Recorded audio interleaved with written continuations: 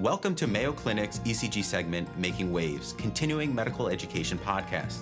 Join us every other week for a lively discussion on the latest and greatest in the field of electrocardiography.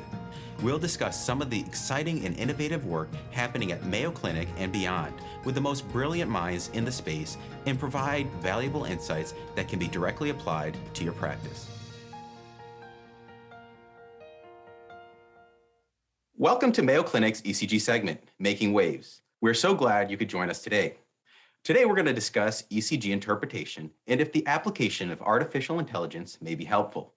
We'll also be joined by a special guest that will help us better understand this topic and give us a look into the future. Before we get started, I'd like to introduce you to my co-host, Tara Gosse, who will become a common voice to you all. Tara is an instructor of healthcare administration and operations manager for the Department of Cardiology. She serves as the administrative leader of the Mayo Clinic Heart Rhythm and Physiological Monitoring Practice, and she helps lead a multidisciplinary team in the transformation and innovation of cardiac monitoring care. Tara also helps lead cardiac monitoring services throughout Mayo Clinic Enterprise and to expand the reach of cardiac monitoring solutions beyond the walls of Mayo Clinic. Tara, welcome, and thank you so much for joining us today. All right. Well, I have the unique pleasure of introducing my colleague, Dr. Peter Noseworthy. Dr. Noseworthy is a professor of medicine and is a cardiac electrophysiologist. Dr. Noseworthy serves as the director of our heart rhythm and physiological monitoring across Mayo Clinic, where he leads a multidisciplinary team working to develop novel ECG software-based analysis tools. When Dr. Noseworthy isn't doing cases in the EP lab, he is leading our cardiac monitoring practice, developing new and novel AI technologies, and transforming the delivery of ECG. Dr. Noseworthy, thank you for joining us today. Thanks a lot, Sarah. Great to be here. And thanks, Anthony, for the opportunity. Good luck with the podcast. Dr. Noseworthy, how did you get involved in the exciting line of ECGs? I think working with both you and Dr. Kashou, you are probably the world-renowned most passionate people about the field of ECG, and just love to hear about how you ended up in this career field. Well, I've been interested in ECG since I was a medical student, really. And it was part of what drew me to cardiology, the idea that an electrical signal like this can inscribe so much valuable information about a patient. But, the world of ECG has evolved enormously just in the past couple of years, and the team at Mayo Clinic has been driving that forward, and it's been enormously exciting, and I'm looking forward to talking about that today. And speaking about driving things forward, your team and yourself, recently published an interesting article on ECG interpretation using artificial intelligence. And really much of what we've seen in the field has really revolved around using AI to identify maybe a couple rhythms, often limited to one or a couple leads. But your work actually demonstrated the ability to get 66 discrete labels from various rhythms, conduction disturbances, ischemia, hypertrophy, and so forth from the standard 12-lead ECG. Now, this is quite a leap from what we've seen. Can you share a little more about this work? Yeah, I'd love to. Well, if you think about what are the critical ingredients to apply AI to medicine, what you essentially need is a really large, valuable data set.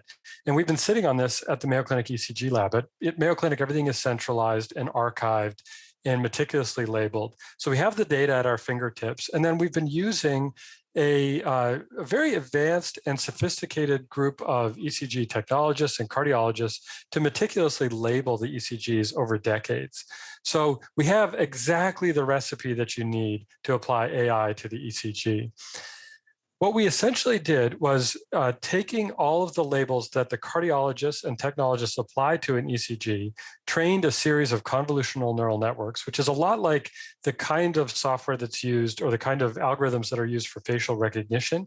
But instead of recognizing faces, we're recognizing subtle patterns on the ECG. And we can train a model using this to pick up all of the things that a cardiologist is trained to see on the ECG. And it works really very well. So the first study was simply just taking a list of those common codes and trying to create individual algorithms to apply those codes to the ECG. We know that the current computerized ECG interpretation software is prone to error. And I think working here within our Gonda ECG practice, where our technicians read and review hundreds of ECGs a day, we know that there's incredible value in kind of that human intervention and having, experts review all of our ECGs.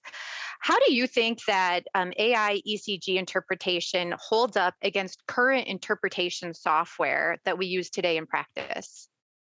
If you go back a couple decades or back to the 1980s, there was a lot of concern that the computers were going to take the job of the medical professional in interpreting ECGs.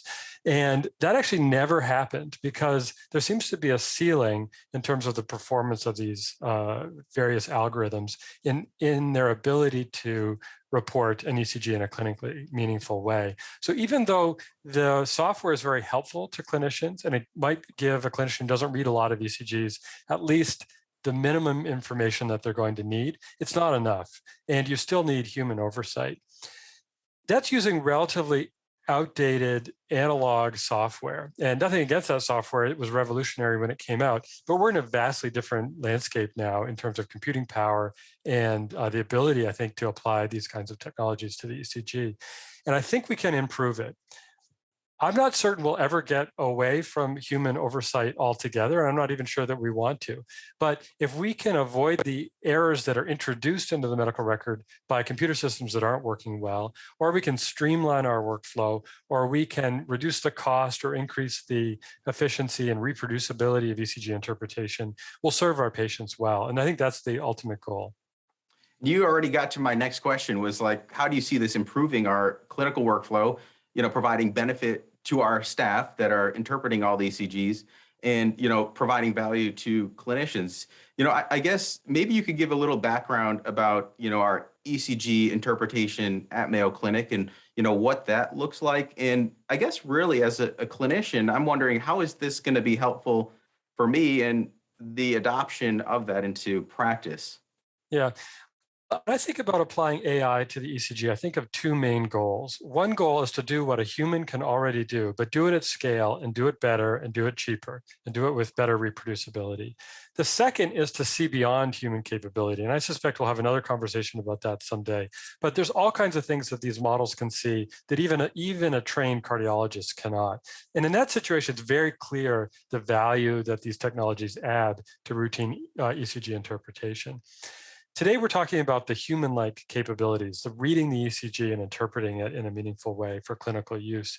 And I think if we can start with the existing analog software, get a running start for our technologists, overlay the AI to improve that and bring a little bit more subtlety to it, allow their job to be streamlined and more efficient, and also allow them to perform at the top of their training.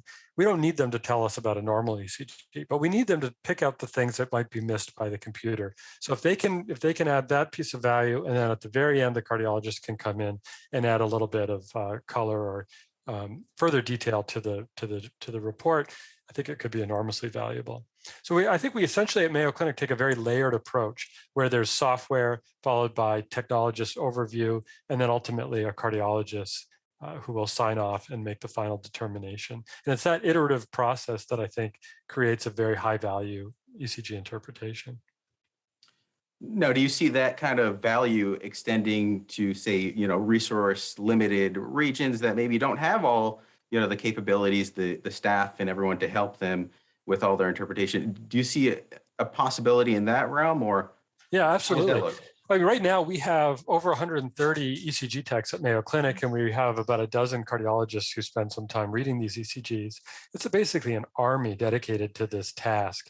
And in doing that, we read over 300,000 ECGs per year. But if we could streamline our workflow even further, we could offer our services broadly across the Mayo Clinic Care Network, across all kinds of different potential customers. And I think if we can develop that expertise and streamline workflow and high quality, it could be very valuable to those, especially places that maybe don't have full-time cardiologists overreading them.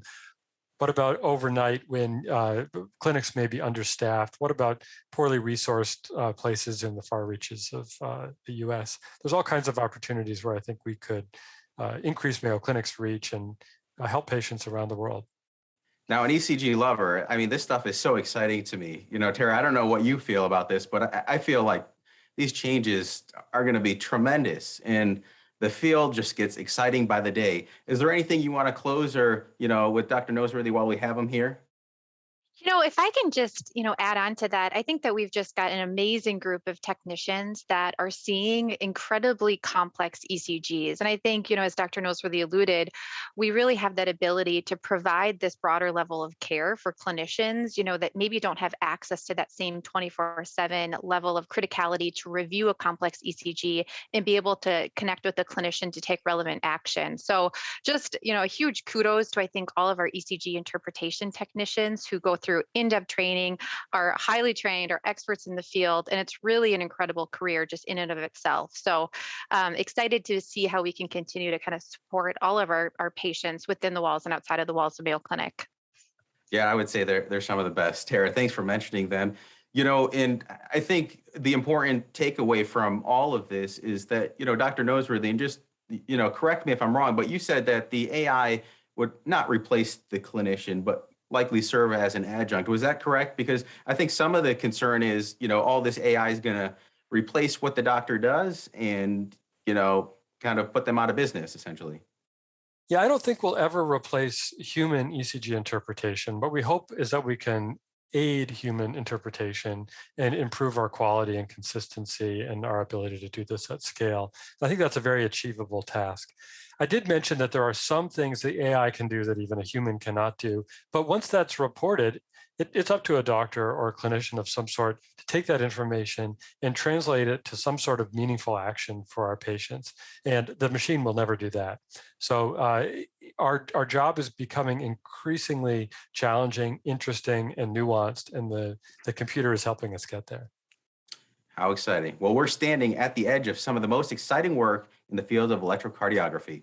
It's clear that this 100-year-old diagnostic tool is not going anywhere, and its true potential is only beginning to emerge. Dr. Noseworthy, what exciting work you are involved in, and no better person to lead it. I want to thank you for your time today, and thank you, Tara, for joining me. It's been a true pleasure. Thanks for having me. It's been great. And Anthony, thanks for all the great work you're doing in the ECG space.